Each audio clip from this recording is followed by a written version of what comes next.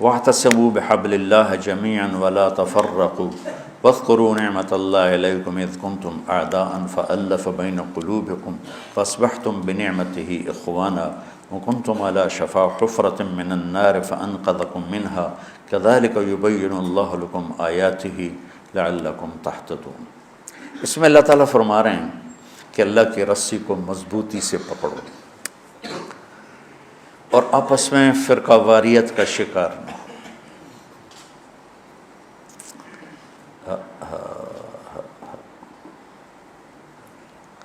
اور پھر اللہ تعالیٰ پچھلا وقت یاد دلاتا ہے جب تم آپس میں ٹوٹے ہوئے تھے، ایک دوسرے کے دشمن تھے، اللہ نے تمہیں جوڑ دیا۔ دیکھو اللہ کے نبی نے 4 دعائیں مانگی، مسجد اجابہ، اب وہ حرم میں شامل ہو گئی، توڑ دیا اس کو۔ مدینہ میں یا اللہ میری امت پہ تیرا ایسا عذاب نہ آئے جو انہیں ختم کر دے، اللہ نے کہا قبول ہے۔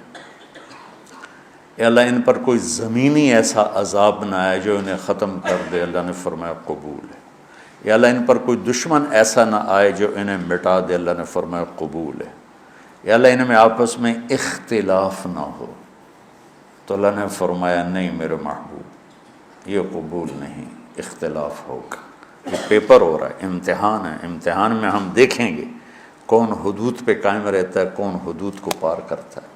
تو اختلاف اس کائنات کی لازمی چیز ہے، مذہب کے نام پر بھی ہوگا، سیاست کے نام پر بھی ہوگا، اور چھوٹی چھوٹی باتوں پر ہوگا، اور صحیح نیت کے ساتھ بھی ہوگا اور فساد کی نیت کے ساتھ بھی ہوگا۔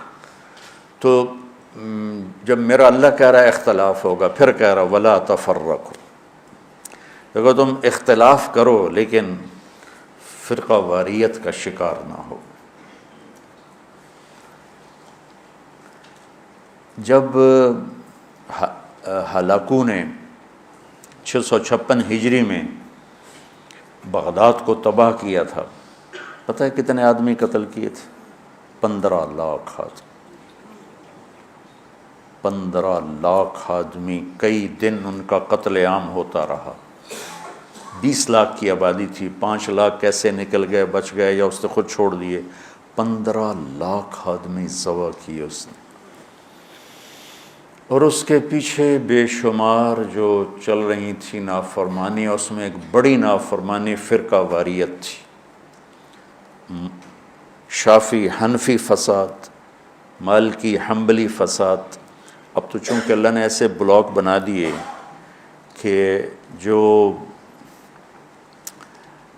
شوافع ہیں ان کا بلاک الگ ہو گیا، احناف کا بلاک الگ ہو گیا، حنبلیوں کا الگ ہو گیا، مالکی افریقہ میں چلے گئے، حنفی وسط ایشیا میں آ گئے، شافعی مشرق بعید میں چلے گئے، حنبلی بلاد عرب میں چلے گئے۔ تو ان کی آپس میں کوئی وہ پھینک سینگ نہیں پھنستے ہیں، لیکن چونکہ شیطان نے تو محنت کرنی ہے تو اہل السنت والجماعت ہو کر آپس میں اتنے لڑائیاں ہیں، اور مختلف جتنے بھی مکاتب فکر ہیں سب کے آگے مختلف مکاتب فکر ہیں، اور وہ آپس میں نفرتوں تک پہنچے ہوئے ہیں اور بغض تک پہنچے ہوئے ہیں۔ یہی حال بغداد کا تھا، یہی حال بغداد کا تھا۔ اللہ مجھے بڑے بول اور دعوے سے بچائے۔ بچوں تاریخ پڑھے بغیر دین سمجھ میں نہیں آتا پوری طرح۔ آدمی عبرت نہیں لے سکتا، سبق نہیں لے سکتا، صرف فقہ میں گم ہو کر ایک عجیب قسم کی وہ مخلوق بن جاتا ہے۔ پورا قرآن سامنے ہو، پوری نبی کی سیرت سامنے ہو، تاریخ سامنے ہو تو فیصلہ کرنا آسان ہوتا ہے۔ بغداد کو تحقیق کر دیا ہلاکو خان نے، کہ اس کے پیچھے بڑا سبب یہ آپس کے روزانہ مناظرے ہوتے تھے۔ 317 ہجری میں 317 یعنی ابھی خیر القرون ختم ہوا ہی تھا، بغداد میں حنبلی اور غیر حنبلی مناظرے میں اس قدر فساد ہوا کہ سینکڑوں آدمی قتل ہو گئے، ایک دوسرے کی جان کے ایسے درپے ہوئے، دونوں طرف سے اہل سنت ہیں لیکن ایک دوسرے کی گردنیں اڑا دی، اور یہ عام ہونے لگا۔ تو اللہ تعالیٰ کی طرف سے وہ عذاب بن کر آیا 656 ہجری میں، اس نے سارے بغداد کی اینٹ سے اینٹ بجا دی۔ وہ ساری کتابیں اٹھا کے دریائے دجلہ میں ڈالتے. دریائے دجلہ کا پانی 1 مہینے سیاہ ہو کے بہتا رہا، اتنی کتابیں اس نے ڈالتے. اور اللہ نے ایسا رعب ڈال دیا مسلمانوں پر کہ 40 آدمی کھڑے ہوئے ہیں اور ایک تاتاری مغل کہتا ہے سارے یہیں کھڑے رہو، میں تلوار لے کے آ کے تمہیں قتل کرتا ہوں. اس کے ہاتھ میں تلوار بھی نہیں ہے، وہ تلوار لینے جاتا ہے، وہ 40 وہیں کھڑے ہوئے ہیں، بھاگتے بھی نہیں ہیں، واپس آ کر 40 کی گردن اڑاتا ہے. میں مستند کتابوں سے البدایہ سے آپ کو بتا رہا ہوں. کتابیں تاریخ کی بہت ہیں، اور یقیناً تاریخ کی روایت کا معیار قرآن و سنت سے کے برابر نہیں ہو سکتا ہے. تاریخ کچھ کہے اور حدیث کچھ کہے، قرآن کچھ کہے، تو تاریخ کو چھوڑ دیا جائے گا. صحابہ کی آپس کی لڑائیوں کا معیار تاریخ نہیں ہے، قرآن ہے اور حدیث ہے. وہ انسان تھے، بشر تھے، ان سے خطائیں ہوئیں، لیکن میرے اللہ نے کہا کلن وعد اللہ الحسنى، میرے نبی میرا وعدہ ہے تیرا ہر صحابی جنت میں جائے گا. بس اس کے بعد ہماری زبانیں بند ہو جانی چاہیے. جن کو اللہ نے معاف کر دیا ہو، ہم ان پر زبان کھولیں گے تو ہلاک ہو جائیں گے، تباہ ہو جائیں گے. تو بچوں آپ کو نصیحت کرتا ہوں، اور جو سن رہے ہیں مسلمان بن کے چلو، اللہ کے واسطے فرقہ واریت کی لعنت سے نکلو نکلو نکلو. یہ ختم نہیں ہو سکتے. ہاں ہم جڑ کے چلیں، اپنے اپنے مسالک پر چلتے ہوئے ایک دوسرے کو عزت دیں، احترام دیں. مولانا محمد قاسم نانوتوی رحمۃ اللہ علیہ جنہوں نے دیوبند کی بنیاد رکھی، بہت بڑے مناظر تھے بر صغیر کے، ساری زندگی کسی مسلمان فرقے سے مناظرہ نہیں کی، ساری زندگی.